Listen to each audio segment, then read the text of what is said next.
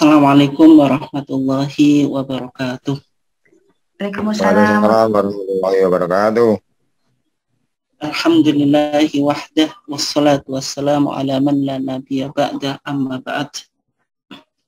Yang saya hormati Ketua PCM Kota Bojonegoro dan segenap jajarannya, kemudian Bapak-bapak, ibu-ibu sekalian dari berbagai macam kaum yang ada di Kota Bojonegoro, baik sekolah, kemudian rumah sakit, ataupun yang lainnya, dan juga bapak-bapak, ibu-ibu sekalian yang mungkin pada kesempatan ini ikut gabung di dalam kajian ketarjian PCM Kota Bojonegoro berasal dari kota di luar Bojonegoro, jamaah sekalian yang dimuliakan Allah. Alhamdulillah pada kesempatan ini kita masih diberikan Allah Subhanahu wa taala kesempatan dan juga kesehatan sehingga kita masih bisa tetap mengikuti kajian ketarjian PCM Kota Bojonegoro 2 minggu sekali dalam keadaan sehat walafiat.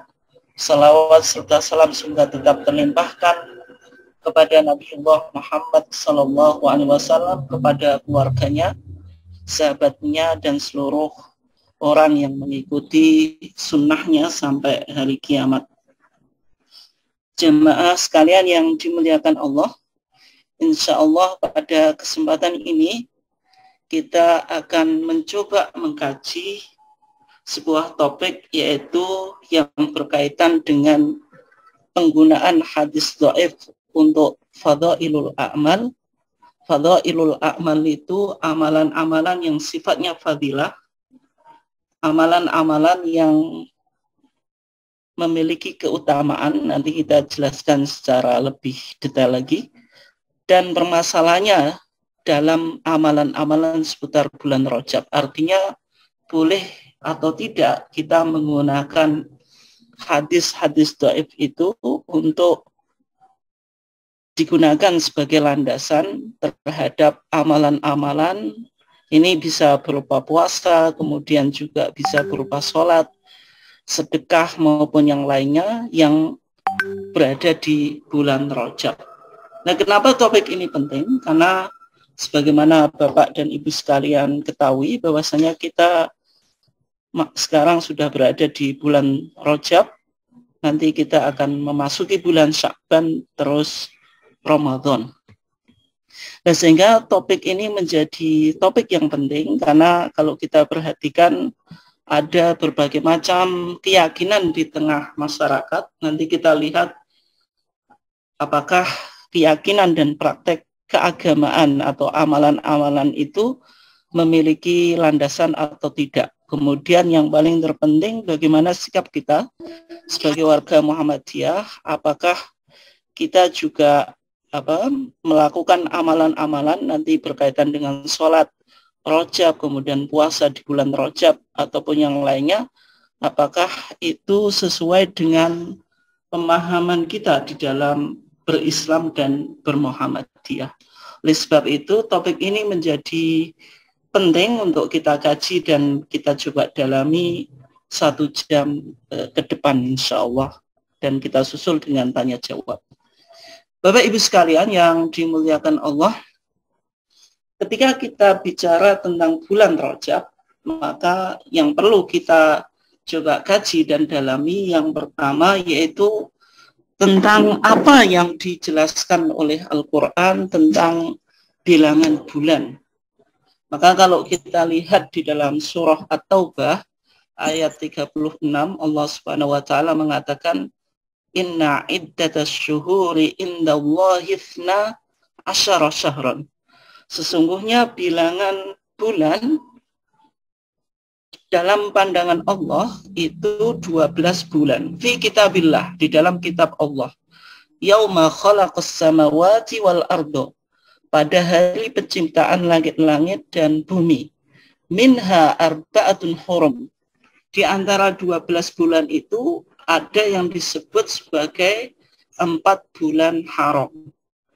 4 bulan haram ini nanti kita coba pahami dan kita coba kaji Apa saja 4 bulan haram ini dan kenapa kok disebut bulan haram? Dzalika dinu al-qayyim. Demikian itu agama yang lurus. Fala tadlimu, janganlah engkau sekalian menganiaya fihinna, di dalam 4 bulan itu, anfusakum, diri kamu sekalian. Nah, ini menunjukkan larangan kita berbuat dolim, larangan kita menyakiti dan mendolimi diri kita dan juga orang lain, sehingga karena ada sebuah larangan yang berkaitan dengan tindakan, mungkin dalam konteks sekarang disebut tindakan violent, tindakan kekerasan, ya termasuk perang dan sebagainya, maka 4 bulan ini disebut sebagai bulan haram, yang mana kita diantaranya dilarang untuk melakukan qital atau peperangan. Nah, ini artinya konsep yang ditawarkan tentang Islam, tentang perdamaian agama.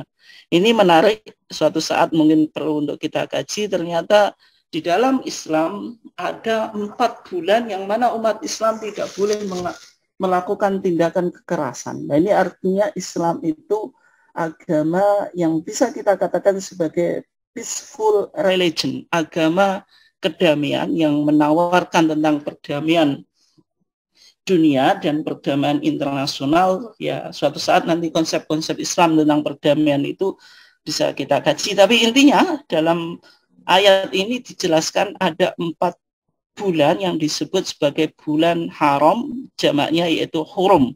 Hurum itu jamak mufradnya atau bentuk singularnya yaitu haram itu.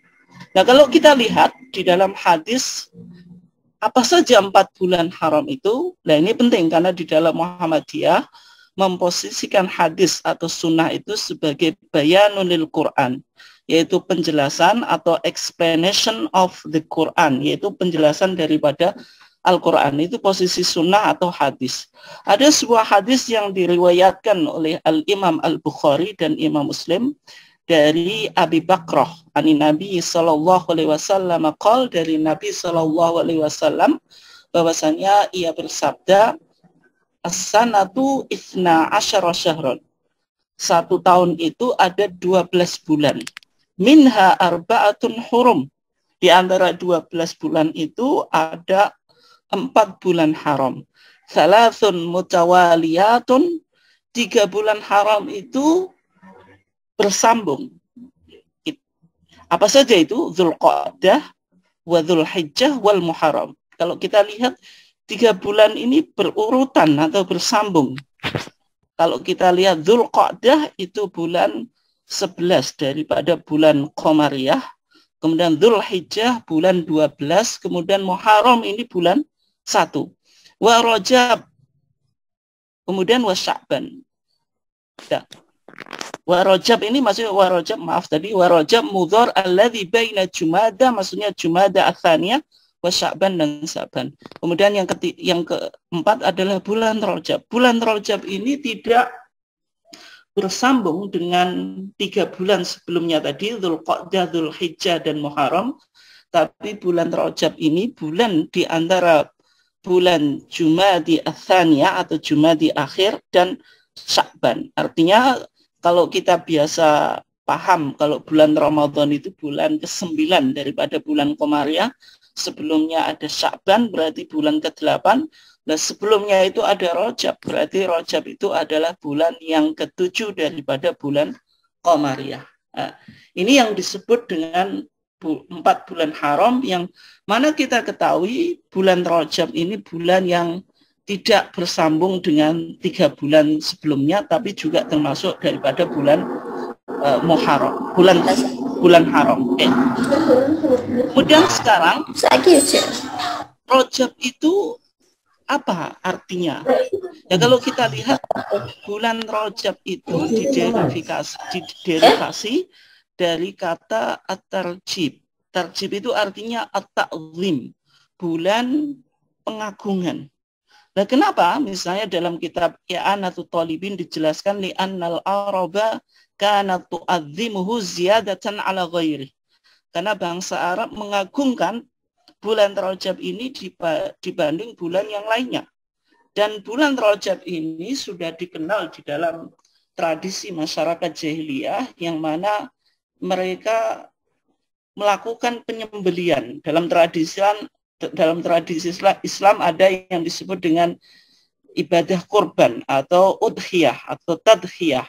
Nah, di dalam masyarakat jahiliyah juga ada semacam itu, penyembelian hewan itu dilakukan di dalam bulan Rajab. Bulan Rajab ini, penyembelian ini yang disebut dengan istilah atirah, yang mana kitab ini menjadi kitab yang penting di dalam tradisi pesantren dan dianggap sebagai kitab fikih Syafi'i yang otoritatif dan juga banyak dipakai di kalangan pesantren.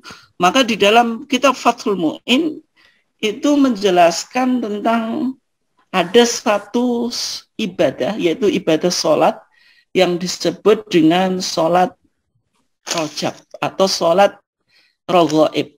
Nah, tentang sholat Raghaib ini bagaimana pendapat kitab Fathul Mu'in? Maka di sana dikatakan wa ammas sholatu al-ma'rufatu lailata Raghaib. Adapun sholat yang dikenal di malam Raghaib, nanti kita coba lihat syarah atau khasyah atau komentar dari kitab Fathul Mu'in, apa yang disebut dengan sholat Raghaib itu. Maka di sana dikatakan fabid'atun qabihatun. Maka sholat yang telah dikenal di malam Raghaib, maka itu dianggap sebagai bid'ah qabihah yang tercela. Wa ahaditsuha maudhu'ah. Dan hadis-hadis yang berbicara tentang sholat Raghaib atau sholat sunnah di bulan Rajab itu hadisnya maudhu'ah. Hadisnya fabricated atau hadisnya yaitu hadis apa? Hadis palsu. Okay.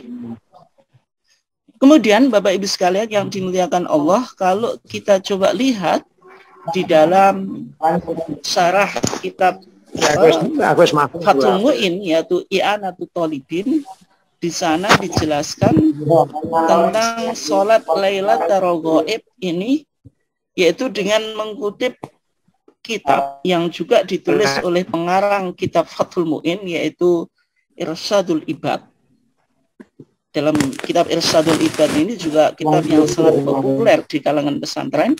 Maka di sana dikatakan wa minal bidai al-madmu'ah al-madmumah wa minal bidai al-madmumah, di antara bid'ah-bid'ah yang tercela allati ya'tham fa'iluha wa yajibu ala wulatil amri man'u fa'iliha, yang mana pelakunya itu berdosa dan wajib bagi wulatul amri atau pemilik otoritas untuk mencegah orang yang melakukan sholat itu, yaitu sholatul raghaib, yaitu sholat raghaib, yaitu isnata asyrata rakaatan, jumlahnya 12 rakaat, bainal isya'ain, antara dua isya, yaitu antara waktu maghrib dan isya, itu lailata awali jum'ah min Rajab, yaitu malam lailata awali jum'ah, yaitu malam pertama hari Jum'ah min Rajab, dari bulan Rajab. Nah, ini artinya sholat raghaib ini sebenarnya waktunya yaitu malam pertama hari Jumat daripada bulan Rajab, dan ini sudah lewat. Tapi sholat ini tetap penting untuk kita kaji, karena di samping sholat raghaib ini ada keyakinan juga di tengah masyarakat bahwasanya sholat raghaib ini boleh dilakukan di semua waktu gitu. Artinya semua waktu yang ada di bulan Rajab kan. Tapi secara umum dalam penjelasannya di sini dijelaskan sholat raghaib yang 12 rakaat itu dikerjakan di malam Jumat yang pertama daripada bulan Rajab. Maka di sana dikatakan amma ahaditsuha fa maudhu'ah batilah. Adapun hadis yang berkaitan tentang sholat raghaib itu hadisnya palsu kemudian batil. Wala taghtar biman dzakaraha, janganlah terkecoh terhadap orang yang menyebutkannya. Di antaranya yang membahas tentang sholat raghaib ini adalah Al-Imam Al-Ghazali, yaitu Hujjatul Islam Al-Imam Ghazali dalam bukunya Ihya Ulumuddin.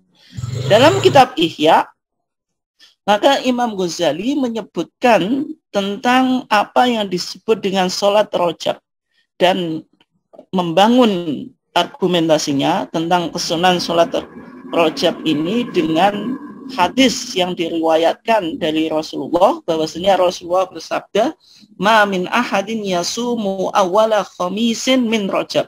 Tidaklah seseorang itu puasa di Kamis pertama daripada bulan Rajab. Artinya orang yang mau melakukan sholat raghaib itu yang pertama adalah apa? Melakukan puasa di hari Kamis yang pertama daripada bulan Rajab. Tsumma yusalli fi ma bainal isya, kemudian ia sholat antara isya wal atamah dan maghrib. Jumlahnya 12 rakaat. Kemudian jadi jumlah semuanya 12 rakaat, kemudian dipisah atau dipisah di setiap 2 rakaat dengan 1 salam. Artinya 12 rakaat ini dilakukan 2 rakaat, 2 rakaat, 2 rakaat. Berarti kalau 2 rakaat salam berarti 6 kali salam karena jumlahnya 12. Kemudian di setiap rakaatnya dia membaca Fatihatul Kitab, yaitu Al-Fatihah sekali, kemudian membaca surah Inna Anzalnahu fi Lailatul Qadr ini 3 kali. Kemudian ditambah Qul Huwallahu Ahad ini 12 kali. Artinya di setiap rakaat membaca apa? Al-Fatihah, kemudian Inna Anzalnahu fi Lailatul Qadr ini 3 kali, kemudian Qul Huwallahu Ahad 12 kali. Dan ketika selesai sholat, maka orang yang melakukan sholat rajab atau raghaib itu membaca sholawat kepada Nabi sab'ina marratan, 70 kali. Redaksi sholawatnya bagaimana? Allahumma sholli ala nabiyil ummiyi wa ala alih. Ini dibaca 70 kali. Kemudian orang tadi sujud dan membaca doa di dalam sujudnya 70 kali. Doa sujudnya apa? Subuhun kudus Rabbul malaikati waruh. Ini dibaca berapa? 70 kali. Kemudian mengangkat kepala dari sujud. Artinya apa? Duduk di antara 2 sujud. Membaca doa 70 kali juga. Doanya bagaimana? Rabbighfir warham wa tajawaz amma ta'lam fa innaka antal aliyul a'zam. Ini yang dibaca.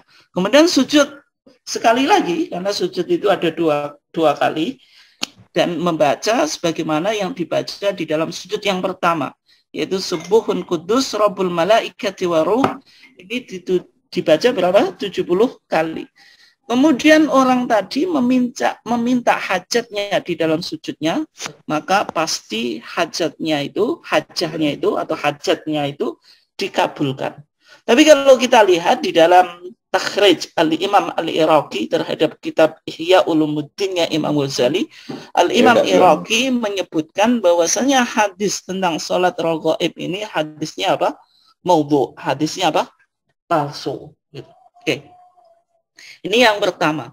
Jadi tradisi sholat raghaib itu memang ada sumbernya dari kitab kuning, yaitu diantaranya apa? Ihya Ulumuddin. Dan Imam Ghazali juga mendukung bahwasanya tidak hanya hadis yang ia paparkan, tetapi juga Imam Ghazali melihat ada praktek yang dilakukan oleh Ahlu Quds, yaitu penduduk Palestina yang mana mereka memiliki tradisi ketika malam Jumat pertama daripada bulan Rajab, mereka melakukan sholat raghaib, dan orang yang meninggalkannya tidak diperkenankan. Ini artinya ada hadis kemudian didukung oleh praktek atau amaliyah, yaitu diantaranya amaliyah ahli Quds. Tapi sudah kita bahas tadi, hadis yang berkaitan dengan sholat raghaib atau sholat sunnah Rajab itu hadisnya maudhu. Kemudian juga hadis yang kedua, ini la yusalli ahadun hadis sholat ila ghufira lahu jami'u dzunubihi. Tidaklah seseorang sholat, yaitu melakukan sholat raghaib ini, kecuali diampuni dosanya. Saya langsung poinnya saja, nggak saya baca semuanya. Wa yasfa yaumal qiyamah fi sab'i mi'atin min ahli baitihi. Orang itu bisa memberikan syafaat pada hari kiamat, yaitu 700 dari keluarganya, mimman qad istaujaba benar, yang mana mereka berpotensi masuk neraka. Ya, tapi hadis ini didhaifkan oleh Syekh Nasiruddin Al-Albani. Artinya kalau kita lihat dalam sholatul ghaib itu hadisnya kalau tidak dhaif, lemah. Yang kedua yaitu maudhu. Hadis maudhu itu hadis palsu atau hadis fabricated, yaitu sebuah hadis yang disandarkan kepada Rasulullah tetapi sebenarnya bukan sabda Nabi. Artinya ini hadis palsu. Oke.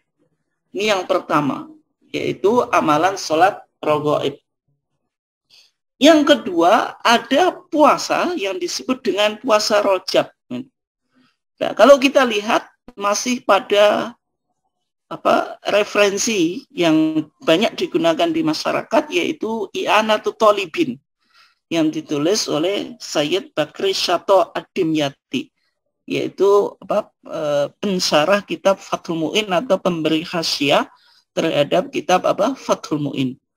Maka Sayyid Al-Bakri Syato di dalam I'anatul Thalibin juga menyebutkan tentang puasa Rajab, yaitu dengan mengutip fatwa dari gurunya pengarang Fathul Mu'in, yaitu Ibnu Hajar Al-Haytami. Jadi Ibnu Hajar Al-Haytami itu seorang ahli fikih dalam mazhab Syafi'i, yang di dalam mazhab Syafi'i ada dua Ibnu Hajar, tapi ini bukan Ibnu Hajar yang ahli hadis. Ibnu Hajar yang ahli hadis itu namanya Al-Hafidh Ibnu Hajar Al-Haytami, Al-Asqalani. Kalau ini Al-Haytami. Itu.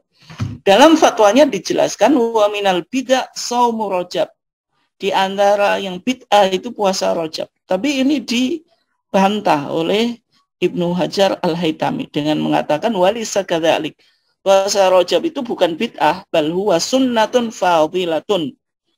Bahkan itu sunnah yang memiliki keutamaan. Kama bayantuhu fi fatawi. Sebagaimana yang saya jelaskan di kitab Fatawi saya. Di kitab Fatawi. Ini kumpulan fatwa-fatwa yaitu Ibnu Hajar Al-Haytami. Artinya ini ada sebuah bantahan oleh Ibnu Hajar Al-Haytami terhadap pendapat yang mengatakan bahwasanya puasa Rajab itu adalah adalah bid'ah. Nah, bagi masyarakat yang melakukan puasa Rajab mungkin juga diantaranya disandarkan pada fatwanya siapa? Ibnu Hajar Al-Haytami. Kemudian berikutnya, tetapi kalau kita lihat di dalam kitab mazhab Syafi'i yaitu Syarhu Umdatis Salik yang ditulis oleh Alawi As-Saqaf Al-Jufri Al-Hadrami, yaitu ini ulama dari Hadramaut ketika mensyarah kitab Umdatus Salik wa Uddatun Nasik yang ditulis oleh Ibnu Nakib. Maka dalam Umdatus Salik itu menyebutkan tentang kesunahan puasa bulan haram tadi, 4 bulan haram itu. Ya, setelah Muharram yang kedua disebutkan Rajab. Tapi sama Syekh Al-Jufri dikatakan semua hadisnya yang berkaitan dengan puasa Rajab secara khusus itu dhaifah, semuanya adalah lemah.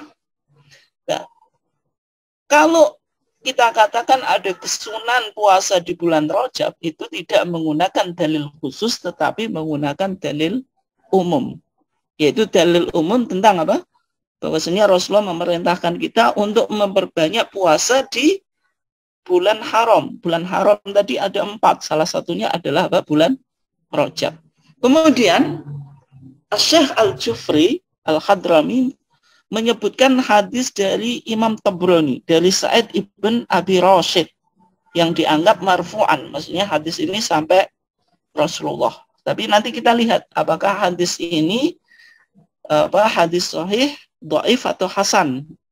Ya, di antara hadisnya, karena ini perlu saya baca ya, karena ini banyak disampaikan di tengah masyarakat dan mungkin juga lewat platform media massa, WA, Facebook dan yang lainnya. Hadis-hadis seperti ini sering kita jumpai. Yaitu bagaimana redaksinya? Man shoma yauman min Rajab. Barang siapa yang berpuasa 1 hari saja daripada bulan Rajab, faka'annama shoma sanatan. Seakan-akan ia puasa 1 tahun. puasa 1 hari bulan Rajab seakan-akan apa? Puasa 1 tahun. Wa man shoma fihi sab'ata ayyam ghuliqat anhu abwabu jahannam. Barang siapa yang berpuasa di bulan Rajab itu 7 hari, maka akan ditutup darinya pintu-pintu neraka. Artinya orang yang melakukan puasa di bulan Rajab tidak ada potensi untuk masuk neraka. Wa man shoma minhu 8 ayyamin futihat lahu 8 abwabil jannah. Siapa yang berpuasa 8 hari di bulan Rajab, maka akan dibukakan baginya 8 pintu-pintu surga. Artinya orang ini potensi masuk surga dan bisa memasuki surga di semua pintu yang ia kehendaki. Karena surga itu memiliki 8 pintu.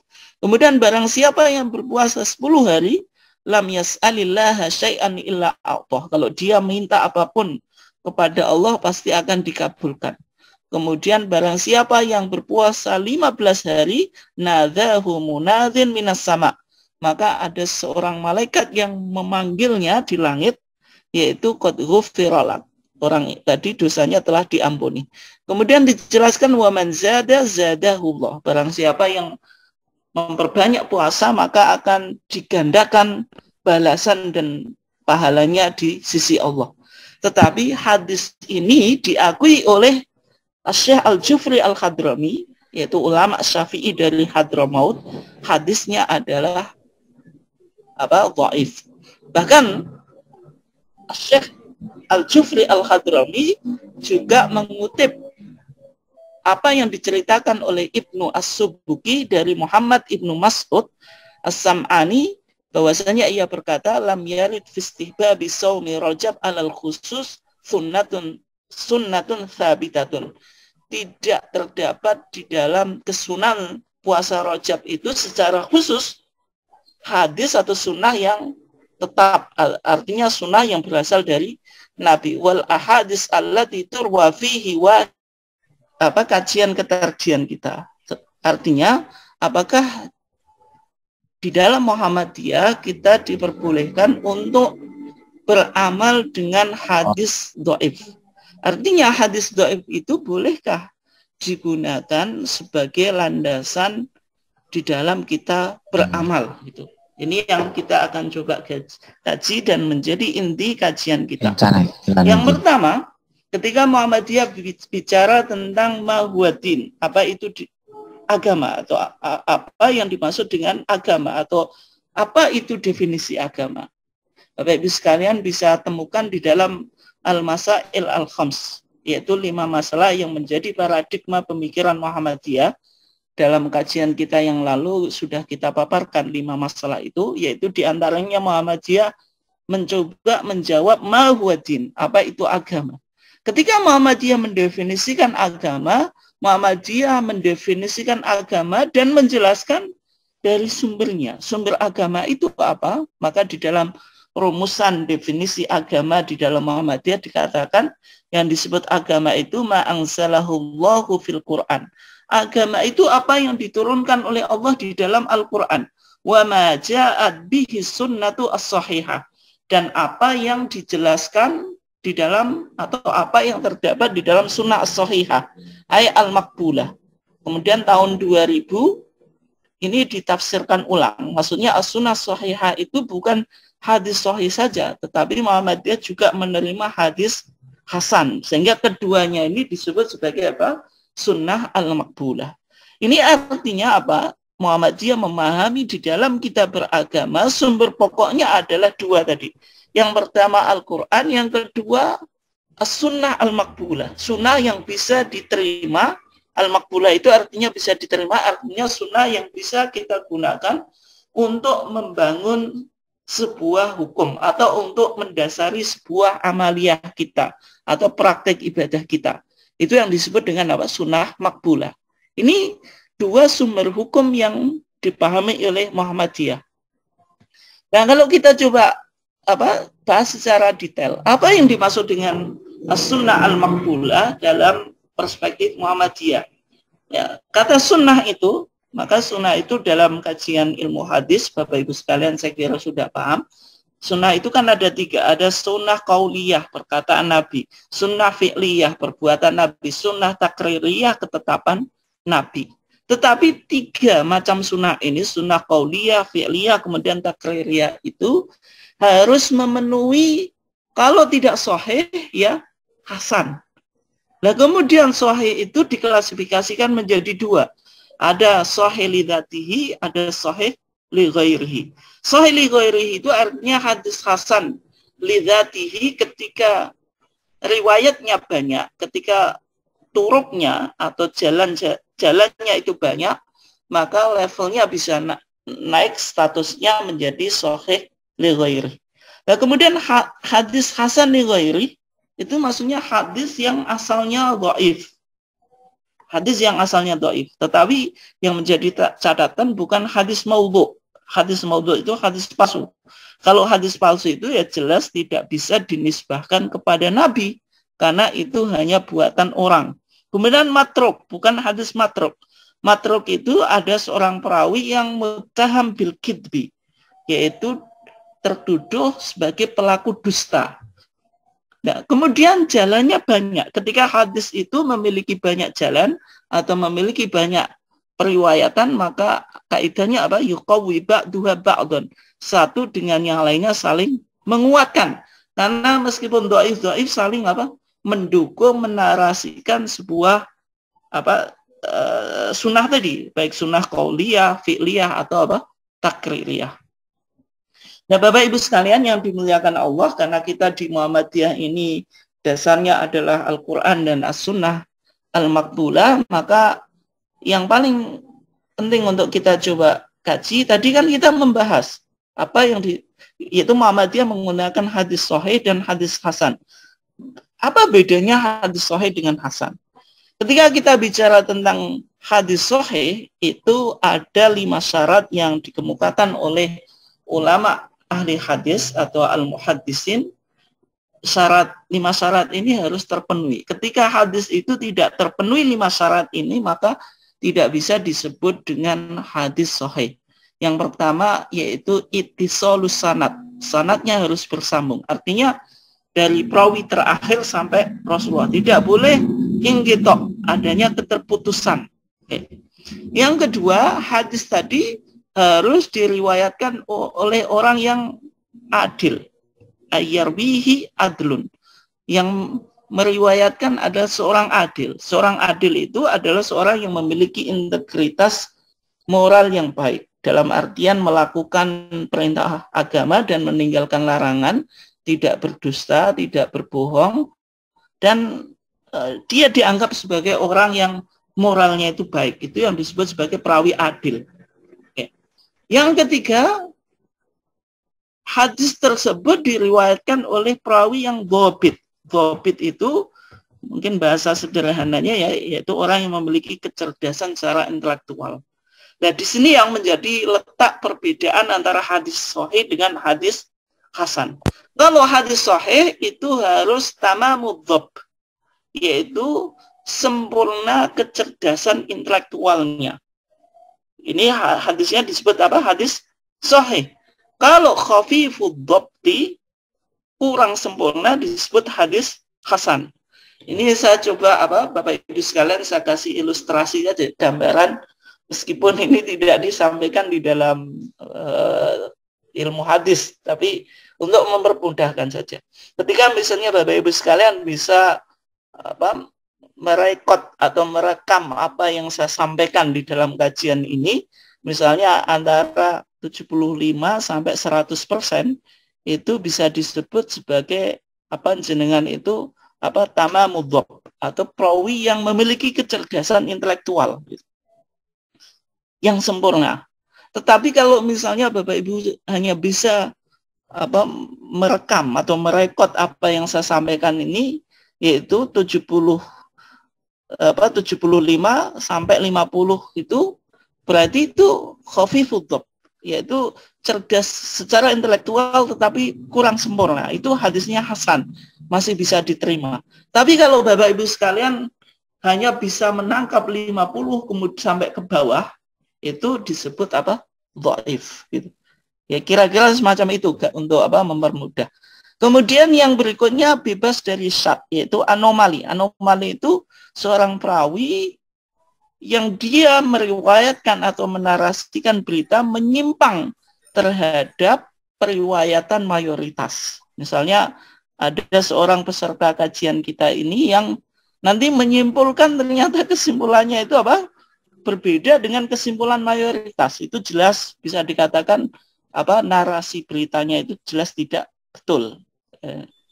Kemudian yang berikutnya, hadis itu tidak ada illah atau cacat. Tapi insya Allah nanti 5 ini akan kita kembangkan di dalam topik tersendiri. Tapi intinya hadis sahih itu harus terpenuhi 5 syarat ini. Dan ketika hadis itu tidak terpenuhi 5 syarat ini, maka hadis itu dikategorikan sebagai hadis dhaif. Dan kemudian yang menjadi pertanyaan, apakah Muhammadiyah menerima hadis dhaif untuk beramal? Di dalam Masail Syatta, di dalam HPT Jilid 1 yang Bapak Ibu sekalian punya, itu ada bab namanya Masail Syatta atau kitab Masail Syatta, kitab beberapa masalah. Bapak Ibu sekalian lihat di diktum ke-21, ada pembahasan usul fikih yaitu nomor ke-7. Maka kaidahnya akan ditemukan sebagaimana yang saya kutip di sini, yaitu al-ahadits ad-dhaifatu ya'dadu ba'duha ba'dan, hadis-hadis dhaif yang satu dengan yang lainnya saling menguatkan, la yuhtajju biha, tidak dapat dijadikan hujjah. Illa, tapi ada pengecualian, ada exceptionnya, ma'a kathrati turukiha, apabila banyak jalannya. Ini pengecualiannya. Kemudian wa fiha qarinatun tadullu ala thubuti asliha, dan terdapat qarina atau indikator yang menunjukkan keotentikan asalnya, artinya berasal dari Nabi. Kemudian berikutnya walam tu'aridil Quran, tidak kontras atau tidak kontradiktif dengan Al-Quran. Wal hadits as-sahih, ataupun hadis yang lain yang lebih sahih. Ini artinya di Muhammadiyah menerima hadis dhaif. Tetapi hadis dhaif yang bisa diterima itu harus terpenuhi beberapa syarat. Kalau kita lebih detailkan, ada 5 syarat yang harus dipenuhi supaya kita bisa menjadikan hadis dhaif itu sebagai sumber hukum atau landasan di dalam beramal. Yang pertama, dari kaidah tadi kita simpulkan secara lebih mudah, demikian Bapak Ibu sekalian. Yang pertama banyak jalur periwayatannya, sehingga satu sama lainnya saling menguatkan, yuqawi ba'duha ba'dun. Yang kedua, ada indikator bahwasanya hadis itu berasal dari Nabi. Soalnya hadis yang hujjah itu hanya sunnahnya Nabi, baik qauliyah, fi'liyah atau takririyah. Kalau hadis itu sampai kepada sahabat dan itu ijtihad sahabat saja, bukan memiliki indikator dari Nabi, maka itu tidak bisa dijadikan hujjah. Karena sunnah itu ya yang bisa dijadikan hujjah itu kalau berasal dari Nabi. Kemudian yang ketiga, tidak kontradiktif dengan Al-Quran. Kemudian yang keempat, tidak kontradiktif dengan hadis sahih yang lainnya yang lebih sahih, lebih otentik daripada hadis dhaif tadi. Kemudian yang kelima, kedhaifannya itu bukan karena ada seorang perawi yang tertuduh dusta atau muttaham bil kidbi, atau hadisnya ini dalam tradisi ilmu hadis disebut hadis matruk, atau hadisnya itu hadis palsu, hadis maudhu. Berarti kalau hadis maudhu itu meskipun jumlahnya banyak ya tidak boleh untuk dijadikan hujjah, karena hadis maudhu itu pada dasarnya bukan hadis, itu hanya buatan seseorang dan dinisbahkan kepada Nabi. Nah sekarang yang menjadi pertanyaan, apakah Muhammadiyah, kemudian tadi ya saya simpulkan dulu, artinya di sini Muhammadiyah bisa menerima hadis dhaif ketika banyak jalannya dan terpenuhi 5 syarat ini, sehingga ketika itu hadis dhaif tadi tidak disebut sebagai hadis dhaif lagi, tetapi disebut sebagai hadis hasan li ghairi. Ini artinya masuk di dalam kriteria sunnah al-maqbulah, sunnah yang bisa dijadikan hujjah. Dalam pandangan Muhammadiyah yang disebut sunnah makbulah tadi kan apa? Hadis sahih dan hadis apa? Hasan. Kalau sunnah dhaifah itu tidak bisa dijadikan apa? Landasan di dalam beragama. Kemudian berikutnya ada sebuah kaidah yang ini sering diperdebatkan di tengah masyarakat. Dan nanti kita coba lihat apakah Muhammadiyah juga menerima kaidah ini. Kaidahnya itu bunyinya apa? Yajuzul amalu bidhaif fi fadhailil a'mal.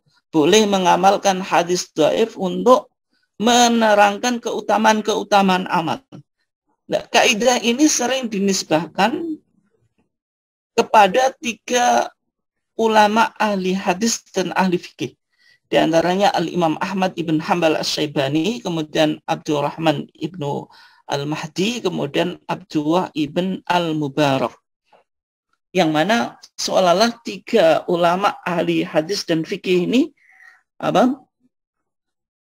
menerima kaidah tadi, yajuzul amalu bidhaif fi fadhailil a'mal. Artinya hadis yang dhaif itu digunakan untuk fadhailul a'mal itu boleh. Fadhailul a'mal itu apa? Hal-hal yang tidak berkaitan dengan halal haram atau yang berkaitan dengan hukum. Misalnya bicara tentang keutamaan sholat. Tadi keutamaan sholat, bahwasanya sholat duha itu memiliki banyak keutamaan. Misalnya orang yang sholat duha rezekinya akan dibuka. Gitu. Kemudian tadi kayak soal puasa Rajab, bahwasanya orang yang berpuasa 1 hari di bulan Rajab saja kayak puasa 1 tahun. Padahal puasa Ramadan dengan puasa Syawal itu kan hanya dijelaskan sama dengan puasa 1 tahun. Tapi kan Ramadan 30, kemudian Syawal 6 hari itu hanya dikatakan fakaan nama soma siamad dahri. Orang itu seakan-akan puasa 1 tahun. Tapi kan puasa Ramadan itu kan 29 atau 30. Kemudian puasa Syawal itu 6. Ya, kalau dalam Al-Quran dikatakan wa man jaa bil hasanati falau asyru amsalihha.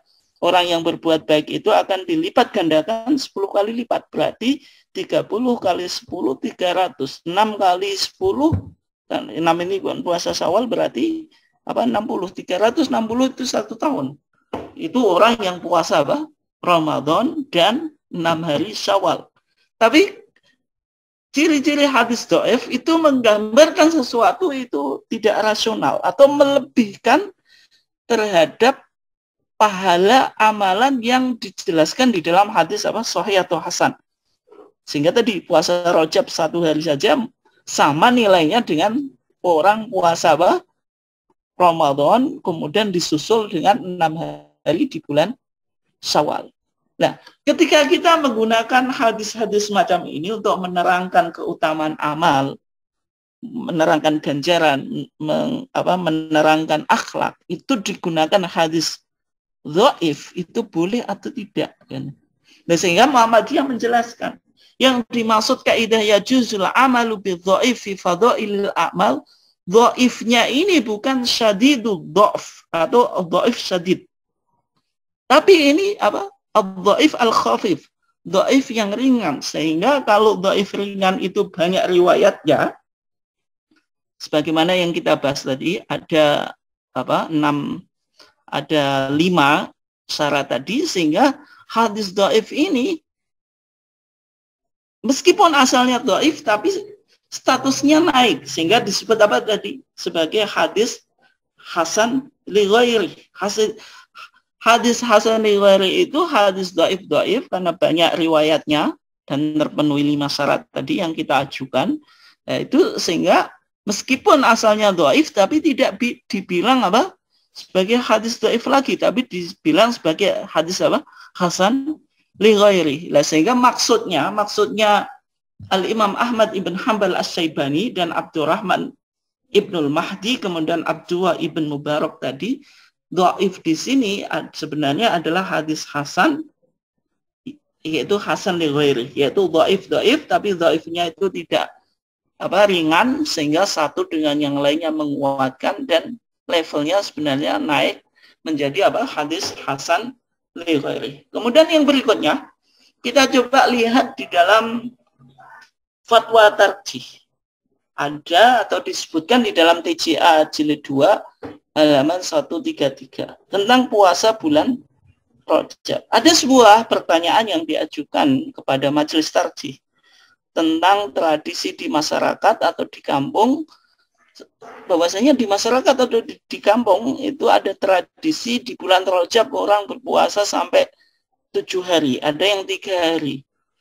Ya, kemudian ditanyakan apakah tradisi ini memiliki landasan atau memiliki keutamaan dari hadis yang sahih. Maka dijawab oleh Majelis Tarjih, jawabannya menarik ini ya. Puasa di bulan Rajab secara khusus artinya fadilah pahala puasa di bulan Rajab itu tidak ada. Artinya apa? Semua hadis yang berbicara tentang keutamaan bulan Rajab, baik keutamaan sholat di bulan Rajab, baik keutamaan puasa di bulan Rajab, maka semua hadisnya tidak ada. Artinya apa? Dikategorikan oleh Muhammadiyah kalau tidak hadisnya itu dhaif. Dhaif yang berat sehingga tidak bisa menjadi hasan li ghairi dan juga maudhu. Tetapi yang ada apa? Hadis sahih itu hanya menjelaskan tentang apa? Bahwasanya Rajab itu termasuk apa? Min ashhuri al-hurum. Termasuk bulan-bulan haram yang 4 tadi. Ada apa? Ada Dzulqa'dah, ada Dzulhijjah, ada Muharram, kemudian yang satu apa? Rajab. Dan ada hadis yang menjelaskan supaya kita apa? Dianjurkan untuk memperbanyak puasa di bulan haram, termasuk apa? Bulan. Berarti kalau bulan haram yang 4 tadi berarti masuk di situ apa? Bulan Rajab. Tetapi kalau kita bicara tentang puasa, keutamaan puasa di bulan Rajab dengan hadis secara khusus, maka hadisnya ada 2 kemungkinan. Kalau tidak hadisnya dhaif, dhaifnya itu berat sehingga tidak bisa naik levelnya menjadi hasan li ghairi. Yang kedua hadisnya itu maudhu, hadis palsu yang disandarkan kepada Nabi.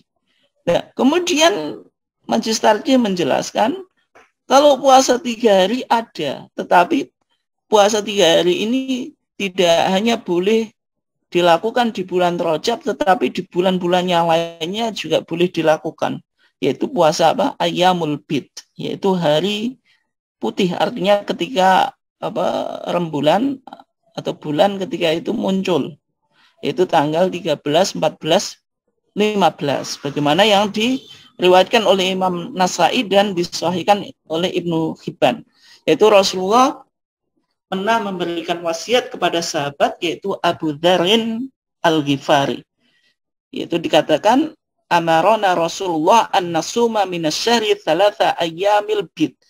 Rasulullah itu memerintahkan kepada kami supaya kami berpuasa di setiap bulan apa?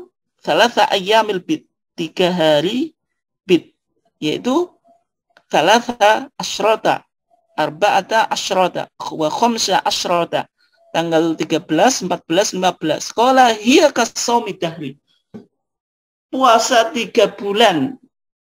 Puasa 3 hari di setiap bulan ini sama dengan puasa 1 tahun. Ini rasional. Berbeda dengan hadis yang dhaif tadi. Tidak rasional. Kenapa kok rasional? Kalau orang berpuasa setiap bulan 3 hari. Tadi di dalam surat Al-An'am ayat 160 dikatakan wa man jaa'a bil hasanati falahu asyru amsalihha. Orang yang melakukan kebaikan maka kebaikannya ini akan dilipat gandakan menjadi apa? 10 kebaikan. Nah, kalau orang itu melakukan setiap bulan itu 3 kali dan 3 hari untuk berpuasa, berarti bulan itu ada 12 kan itu. Nah, sehingga totalnya itu kalau bulan itu ada 12, setiap bulan itu 3 kali berarti 12 kali 3 kan itu. Itu sudah berapa? Nah, ini menunjukkan itulah yang disebut apa? Kasaumi dahri kan gitu. Nah, berarti ada 360 hari. Ini sama dengan apa? Kasaumi dahri. Ini cara menghitungnya. Kalau ini apa berarti sangat apa? Rasional. Sehingga Bapak Ibu sekalian yang dimuliakan Allah, kalau kita lihat tentang pendapat ulama tentang puasa Rajab, misalnya Imam Nawawi mengatakan walam yathbut fi shaumi Rajab nahyun wala nadbun li ainih. Tidak ada anjuran secara khusus untuk puasa di bulan Rajab maupun anjuran atau yang melarangnya. Tetapi Imam Nawawi menjelaskan ya pada dasarnya puasa itu ya dianjurkan. Tetapi kalau kita bicara puasa di bulan Rajab itu tidak ada larangan dan tidak ada anjuran. Kemudian yang berikutnya kalau kita lihat pandangan Imam Asy-Syaukani, beliau menjelaskan lam yarid fi Rajab alal khusus sunnatun sahihatun wala hasanatun wala dha'ifatun dha'fan khafifan. Tidak terdapat secara khusus di dalam puasa Rajab itu sunnah yang sahih, yang hasan, atau dhaif tapi dhaifnya itu ringan. Artinya semuanya yang ada dhaif syadid. Dan bahkan Imam Asy-Syaukani mengatakan apa? Bal jami'u ma ruwiya fihi alal khusus. Bahkan semua yang diriwayatkan yang berkaitan dengan puasa Rajab itu ada dua kemungkinan. Ini penting ya. Imma maudhu'un, ada kalanya hadis itu palsu, makdzub, yang didustakan atas nama Nabi. Ini kemungkinan pertama.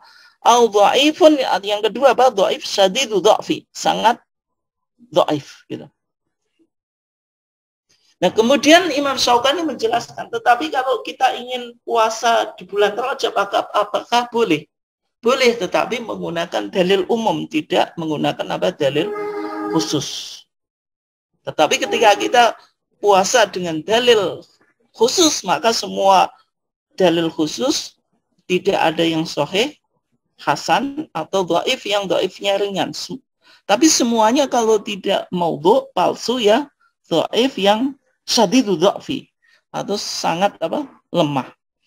Dalil umumnya apa? Misalnya Rasulullah memerintahkan kepada seseorang, yaitu namanya seseorang Al-Bahili, Rasulullah mengatakan sum asyhura al-hurum, puasalah kamu di bulan-bulan haram.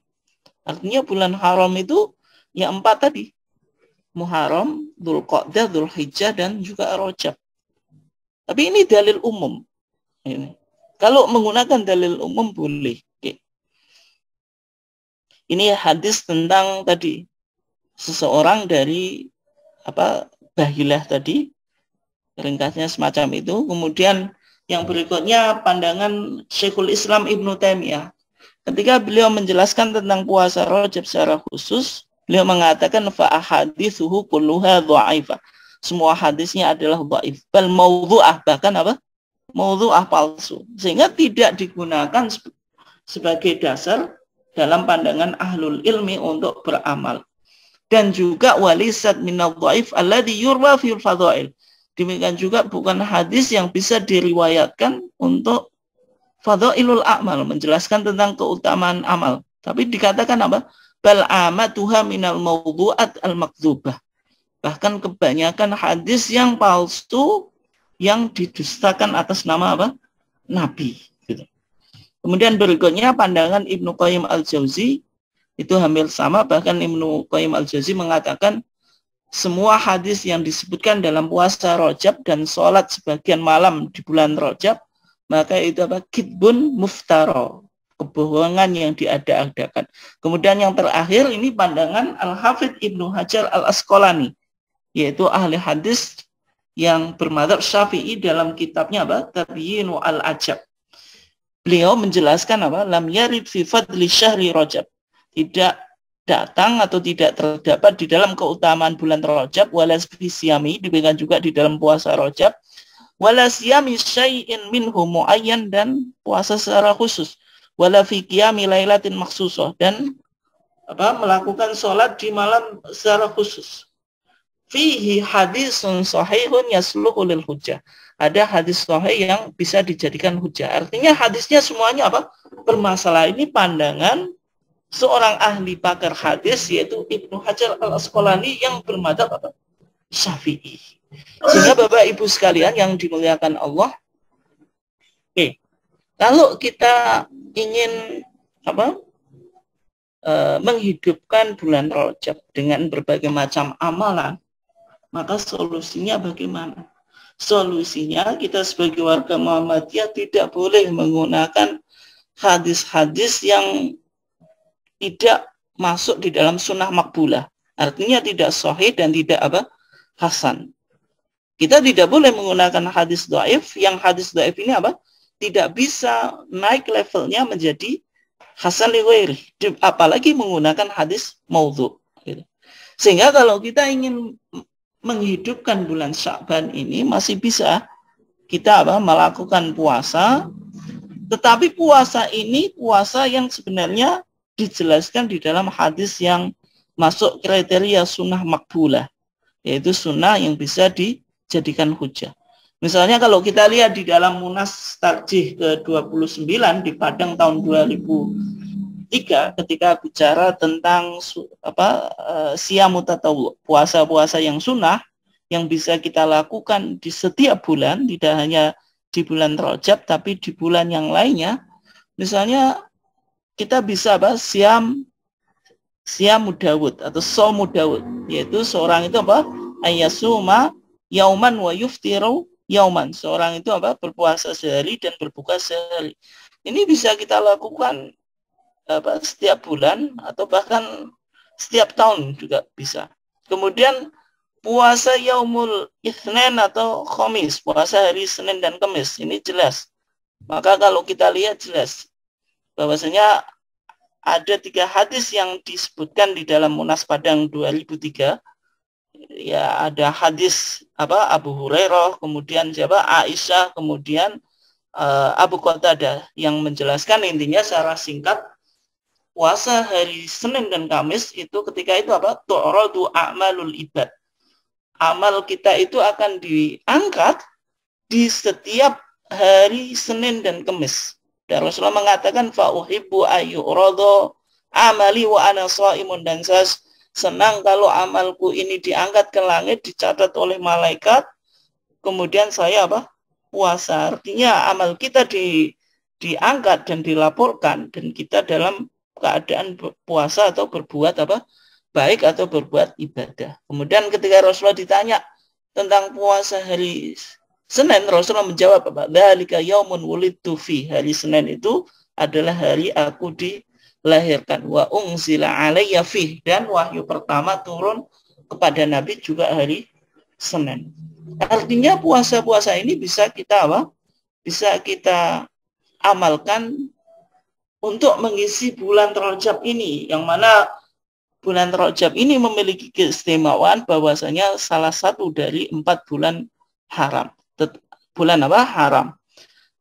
Artinya dalam mengisi bulan Rajab ini, sebagai pemahaman kita di dalam berislam dan bermuhammadiyah ini, artinya kita sebagai warga Muhammadiyah tidak usah menggunakan hadis-hadis yang dhaif atau maudhu untuk kita jadikan alasan untuk menghidupkan bulan Rajab ini. Tapi cukuplah dengan hadis-hadis yang masuk kriteria sunnah makbulah. Dan juga bulan Rajab ini memang bulan yang istimewa, dan juga Rasulullah dengan hadis yang umum ketika memberikan wasiat kepada seorang dari Bahilah tadi, yaitu sum ashura al-hurum, puasalah kamu di bulan-bulan haram. Salah satu daripada bulan haram itu adalah bulan Rajab. Mungkin demikian Bapak Ibu sekalian kajian kita pada kesempatan ini. Dan untuk selanjutnya silakan Bapak atau Ibu sekalian yang ingin menyampaikan tanggapan atau komentar terhadap topik yang kita angkat dan kita kaji pada kesempatan ini.